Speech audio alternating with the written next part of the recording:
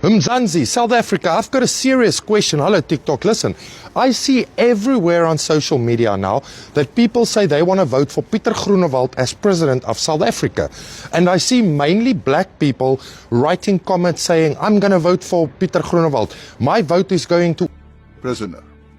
So it is costing us just over 11 million rand per day for foreigners.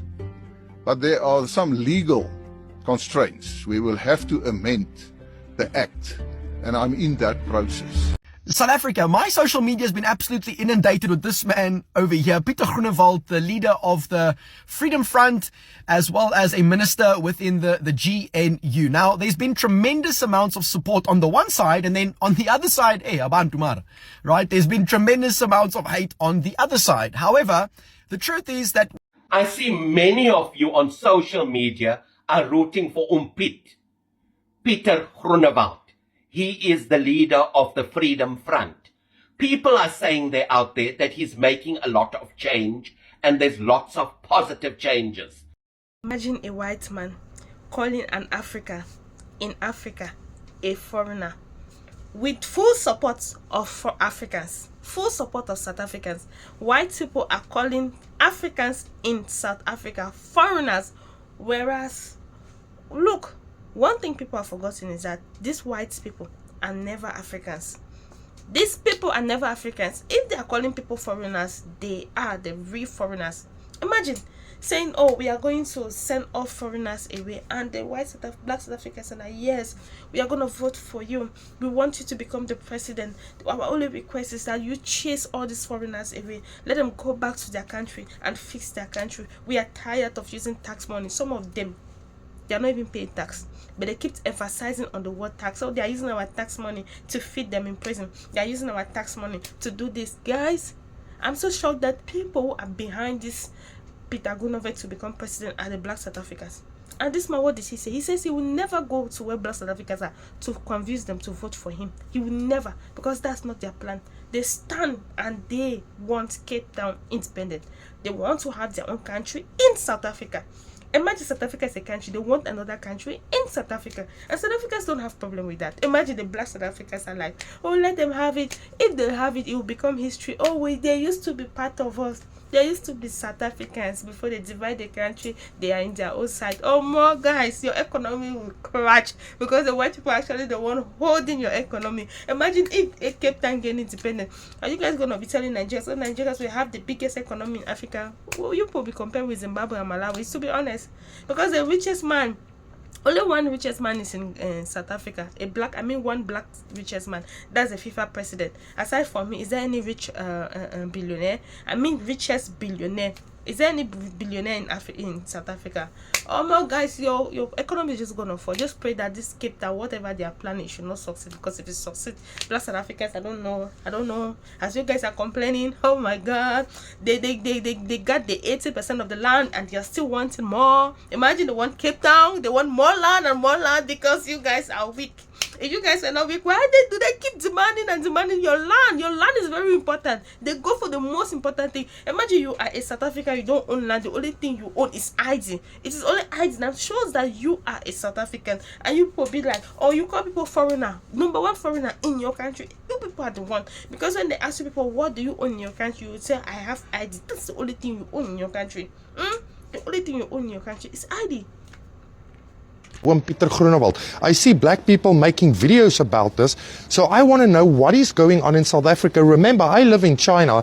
I share videos with you guys to make Mzansi good. I share ideas, but now I see everybody wants to vote for Pieter Groenewald. What's going on, Mzansi? Hey, boy, we are hey.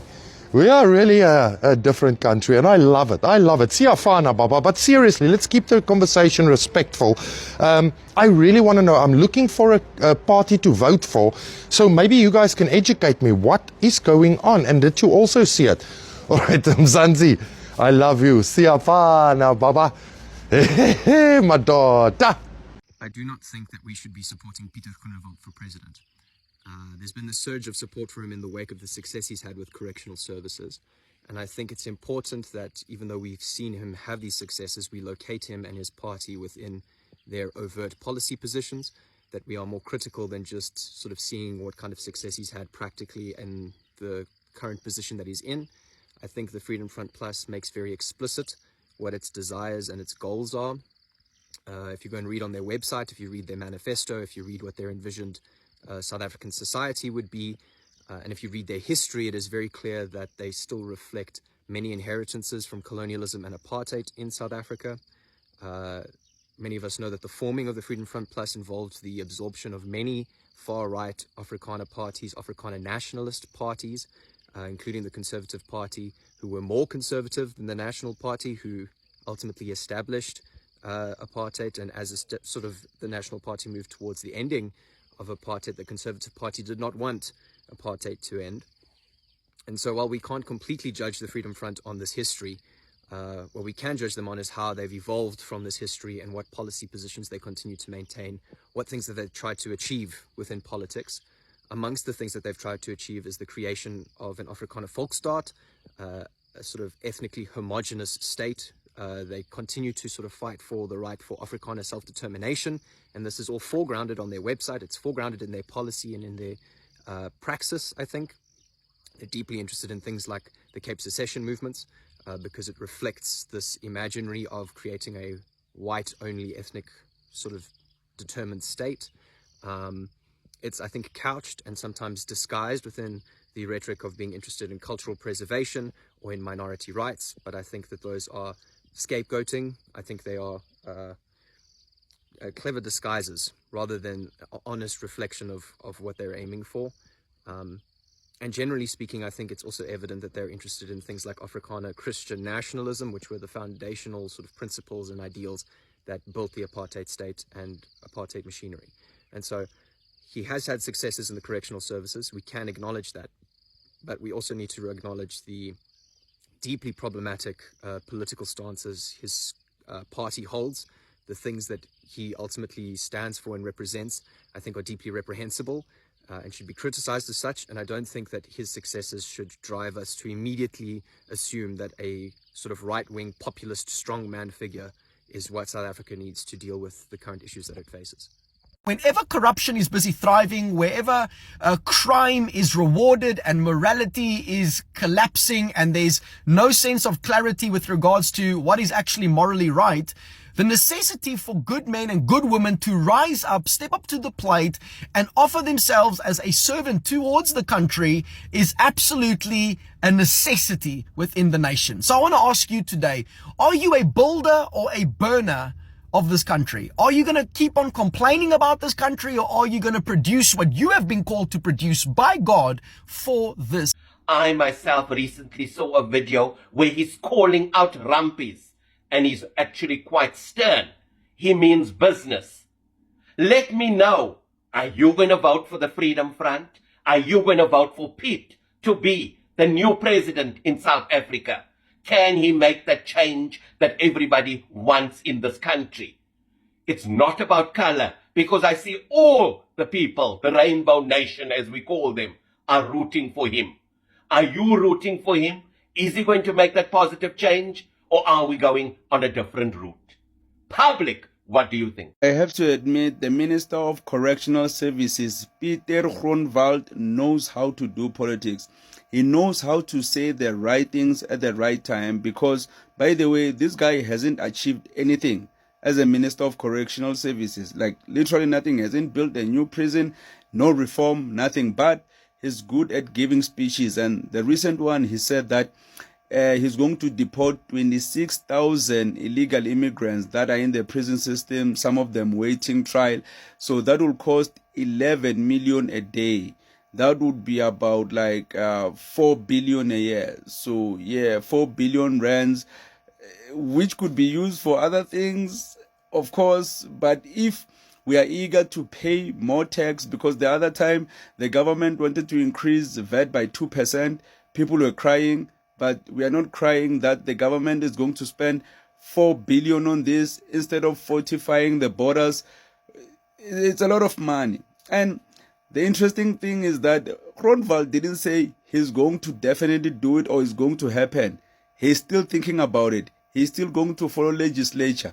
Here's the speech so you can analyze for yourself. We have about 26,000 foreigners.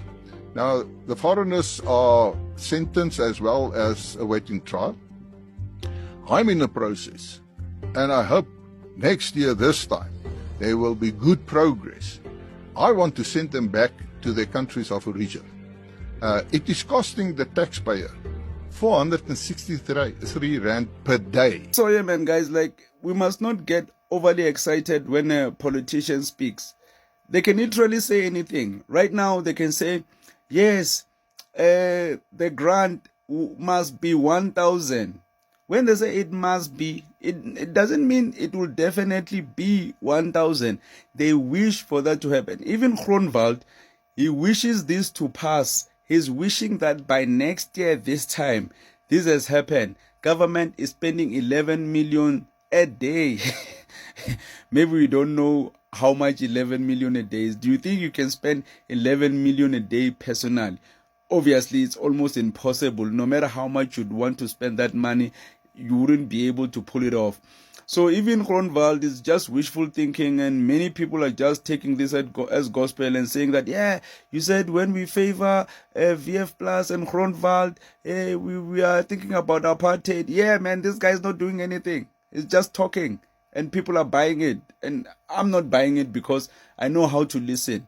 A politician, you must listen to them. You must not take what they're saying as at face value. You must analyze their statements, because politicians, their job is to lie and campaign. And Groenewald is campaigning on this, and people are buying it. And it's so annoying the way we are so gullible, man. Like, it's so annoying. So Groenewald, man, I'm not buying it, man. He's not going to do anything. It's just getting people excited for the local elections. And man, it's so damn annoying.